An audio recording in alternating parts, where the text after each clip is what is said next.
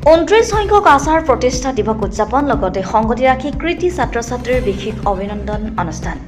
ওদালগুৰি ঔৰাংজুলি চাহ বাগিচাৰ গুলিবজাৰ প্ৰাংগণত আচাৰ 29 সংখ্যক প্ৰতিষ্ঠা দিৱস উদযাপনৰ লগত সংগতি ৰাখি কৃতি ছাত্ৰ ছাত্ৰীৰ বিশেষ অভিনন্দন অনুষ্ঠানৰ আয়োজন কৰে।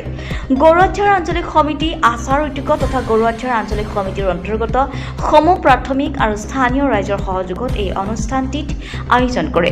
অনুষ্ঠানটিত আৰম্ভণিতে পতাকা উত্তোলন, শ্বহীদসকলক স্মৃতি তৰ্পণ, কুইজ প্ৰতিযোগিতা আদি কাৰ্যসূচী ৰূপায়ণ কৰে।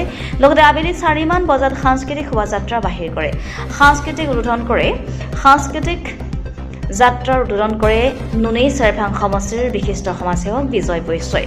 ওদালগুৰি বিভিন্ন আঞ্চলিক সমূহ সদস্যসকলে দলে বলে ওলাই আহি এই কাৰ্যসূচীত অংশগ্ৰহণ কৰে আৰু সন্ধিয়া ভাগত মুকলি সভা আয়োজন কৰে। মুকলি সভাৰ উদ্বোধন কৰে নুনাই চেৰভাং সমষ্টিৰ প্ৰাক্তন MTLA সুৰেশ তাঁতী।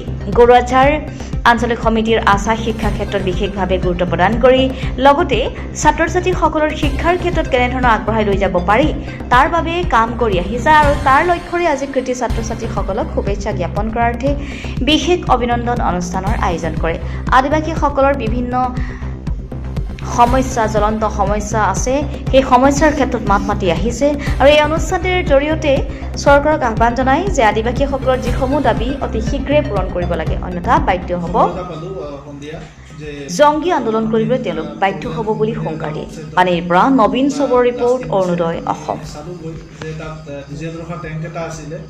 আজি ওদালগুৰি জিলা সমিতি আচাৰ অন্তৰ্গত গৰিয়াঝাৰ আঞ্চলিক সমিতি আচাই যিটোকে জুলাই মাহৰ 2 তাৰিখ আছিলে, সেইদিনাখন আচাৰ প্ৰতিষ্ঠা দিৱস আছিলে আৰু সেইদিনাখন যদিও অনুষ্টুপীয়াকৈ আয়োজন কৰা হৈছে আৰু সেই 2 জুলাইৰ প্ৰতিষ্ঠা দিৱসৰ সৈতে সংগতি ৰাখি আজি 6 জুলাই আৰু এই 6 জুলাই তাৰিখে 2025 বৰ্ষৰ হাইস্কুল শিক্ষান্ত পৰীক্ষা আৰু উচ্চতৰ মাধ্যমিক চূড়ান্ত পৰীক্ষাত উত্তীৰ্ণ হোৱা কৃতি ছাত্ৰ ছাত্ৰীসকলক অভিনন্দন জনাবৰ বাবে আজি যিহেতুকে এই কাৰ্যসূচী ৰখা হৈছে আৰু এই কাৰ্যসূচীৰ যোগেদি আজি অতি সুন্দৰকৈ এই প্ৰতিষ্ঠা দিৱসৰ সৈতে সংগতি ৰাখি আজি সাংস্কৃতিক যিটো শোভাযাত্ৰা আজি আয়োজন কৰা হ'ল আৰু অতি সুন্দৰভাৱে অতি শৃংখলাবদ্ধভাৱে আজি এই সাংস্কৃতিক শোভাযাত্ৰাৰ কাৰ্যসূচী ইতিমধ্যে সমাপন ঘটিল আৰু কিছু সময়ৰ পিছতে যিহেতু অভিনন্দন অনুষ্ঠান আছে আৰু যিটো গৰুৱাঝাৰ আঞ্চলিক সমিতি আচাই যিখিনি পদক্ষেপ লৈছে এই পদক্ষেপক আমি ওদালগুৰি জিলা সমিতি আচাৰ তৰফৰ পৰা আমি শলাগ লৈছোঁ, কিয়নো আজি আদিবাসী ছাত্ৰ সন্থাই ছাত্ৰ ছাত্ৰীসকলৰ কাম কৰিবৰ কাৰণে ইতিমধ্যে ওলাই আহিছে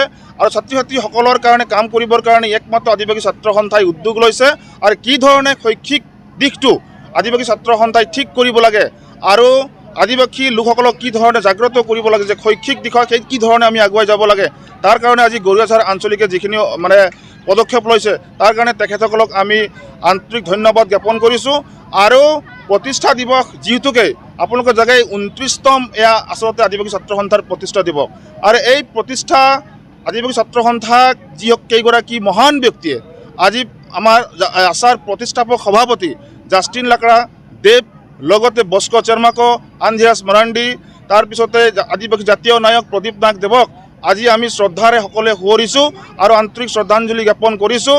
কাৰণ তেখেতসকলৰ যিটো মহান ত্যাগ আৰু তেখেতসকলে যিখিনি আদৰ্শবিলাক কি ধৰণে আজিৰ সাম্প্ৰতিক সময়ত কি ধৰণে আমি যুগমীয়া কৰি ৰাখিব লাগে তাৰ কাৰণে আদিবাসী ছাত্ৰ সন্থাই অহৰহ কাম কৰি আছে। তেখেতসকলে যি ধৰণে আমাক বাট দেখুৱাই গৈ আছে সেই বাটত যাতে আমি খোজ মিলাই আগুৱাই যাব পাৰোঁ আৰু আদিবাসী জনগোষ্ঠীৰ হকে কি ধৰণে আমি কাম কাজসমূহ কৰি যাব পাৰোঁ তাৰ কাৰণে আমি ইতিমধ্যে আদিবাসী ছাত্ৰ সন্থাই গৰুৱাঝাৰ আঞ্চলিকে পদক্ষেপ লৈছে আৰু আগন্তুক দিনত যিখিনি আদিবাসী এই ছাত্ৰ সন্থাৰ যিখিনি কৰণীয় আছে, আদিবাসী ছাত্ৰ সন্থাৰ যিখিনি ইছ্যু আছে সেই ইছ্যুবিলাকৰ ওপৰত সদায় মাত মাতি যাব। কাৰণ আদিবাসী ছাত্ৰ সন্থাই 1 নম্বৰত যিটোকে আছে যে আদিবাসী জনগোষ্ঠীৰ হকে কাম কৰা। আজি আদিবাসী ছাত্ৰ সন্থাই এই মজিয়াৰ তৰফৰ পৰা আমি ক'ব বিচাৰিছোঁ যে আদিবাসী জনগোষ্ঠীৰ যিখিনি জ্বলন্ত সমস্যাবিলাক আছে আজি তাৰিখলৈকে যিহেতু জনজাতিকৰণৰ সমস্যা বা প্ৰক্ৰিয়া এতিয়ালৈকে চৰকাৰে ত্বৰান্বিত কৰা নাই। আজি তাৰিখত যিটো আমি দেখিবলৈ পাইছোঁ অসমত বসবাস কৰি থকা চাহ শ্ৰমিকৰ হাজিৰা, কাম কৰি থকা চাহ শ্ৰমিকৰ হাজিৰা ন্যূনতম 551 টকা কৰিব লাগে বুলি আদিবাসী ছাত্ৰ সন্থাই দাবী উত্থাপন কৰি আহিছে। আজি আদিবাসীসকলে যে ভূমিপট্টা যে পাব লাগে এই দাবীটো চৰকাৰৰ ওচৰত আজি আমি কৰি আহিছোঁ। কাষ্ট চাৰ্টিফিকেট যে সংশোধন কৰিব লাগে আদিবাসী ছাত্ৰ সন্থাই দাবী উত্থাপন কৰি আহিছে, কিন্তু শাসকীয় চৰকাৰখনে কেৱল মাত্ৰ ৰাজনীতিৰ ওপৰত ৰাজনীতি যিহেতু কৰি আহিছে, কুটিল ৰাজনীতি কৰি আহিছে। গতিকে আজি এই মঞ্চৰ পৰা আমি চৰকাৰক দাবী জনাব বিচাৰিছোঁ যে আদিবাসী ছাত্ৰ সন্থাই যিখিনি দাবী উত্থাপন কৰিছে আৰু যিকোনো আদিবাসী জনগোষ্ঠীৰ যিখিনি সমস্যাবিলাক আছে অতি শীঘ্ৰে চৰকাৰে পূৰণ কৰক।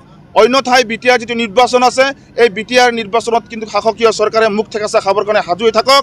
আৰু অসম চৰকাৰক আমি ক'ব বিচাৰিছোঁ যে অতি শীঘ্ৰেই যিবিলাক আমাৰ মহান নেতাবিলাক আজি শ্বহীদ হৈ গ'ল ছাত্ৰ সন্থা কৰি জাতিটোৰ কাৰণে মাত মাতি তেখেতসকলৰ যিটো সপোনবিলাক আছিল সেই সপোনবিলাক পূৰণ কৰক। আৰু আদিবাসী জনগোষ্ঠীৰ যিখিনি দাবীবিলাক উত্থাপন কৰি আহিছে ছাত্ৰ সন্থাই সেই দাবীবিলাক অতি শীঘ্ৰেই চৰকাৰে পূৰণ কৰিবৰ কাৰণে অতি শীঘ্ৰেই চৰকাৰে যাতে এটা ভাল এটা পদক্ষেপ ল'বৰ কাৰণে আমি আদিবাসী ছাত্ৰ সন্থাৰ তৰফৰ পৰা চৰকাৰক আমি দাবী জনাইছোঁ। আজি আমি 2 জুলাই তাৰিখত যোনটো আমাৰ প্ৰতিষ্ঠা দিৱস হৈছিল আমাৰ গৰিয়াঝাৰ আঞ্চলিক তৰফৰ পৰা, আৰু আজি এই 2 জুলাই তাৰিখৰ যোনটো আমাৰ আচাৰ প্ৰতিষ্ঠা দিৱস হৈছিল তাৰে সংগত ৰাখি আজি মুকলি সভা ও বিশেষ অভিনন্দন অনুষ্ঠান আমি পালন কৰি আহিছোঁ।